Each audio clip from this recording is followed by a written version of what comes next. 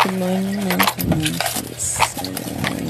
Magkasenserye muna tayo bago tayo mag-tiktok-tiktok sa kikinig na yan. Just watch my simple mini vlog about sa kasenserye. Siyempre, habang hindi ka busy, a person hugas-hugas muna. Sana sobrang busy Charis, ganyan. Ayan, syempre tahimik ang ating toddler. Kaya natin pamilya sabad tahimik si toddler. Kasi kapag yan, iyak-iyak at paglambing na wala ka na naman magagawa. Kaya habang siya nanonood, tamang kilos lang muna tayo. Yan, hugas-hugas lang muna tayo siya. Mabilis ang hugas lang kapag may mga toddler. Yung hugas lang, mabilis pero malinis. Ganun din ba kayo?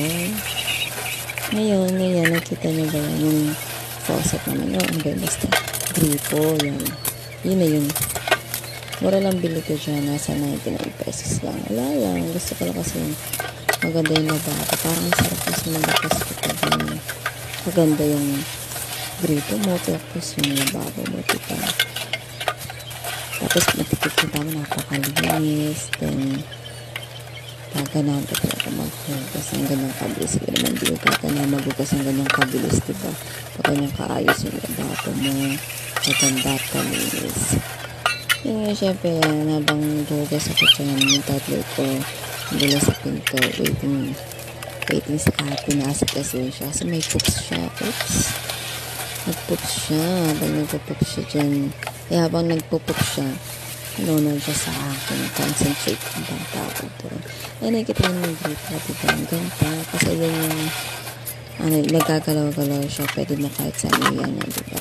So, habang nag-ano tayo, linis-linis muna ako doon sa taas namin. Kasi medyo magulo-gulo na rin. Kala mo talaga, no? Ayan, nakita niyo naman, diba? Tapon doon, tapon dito, likpit dito, likpit doon. Kapag may time talaga nagagawa. Kasi minsan may toddler ka talaga, bihira mo lang masingit yung mga ganyang bagay. Pero pag talaga nasa mood naman yung toddler mo, magagawa mo yun. Pati nga paglalaba minsan magagawa mo na dati. Di talaga naglalaba kasi ang hirap pag may toddler pa yung kasi 1-year-old below. Kung hirap lang mga kilos, kailangan lagi ka lang nasa tabi niya. Kaya yan, habang tahimik din talaga kilos din ako.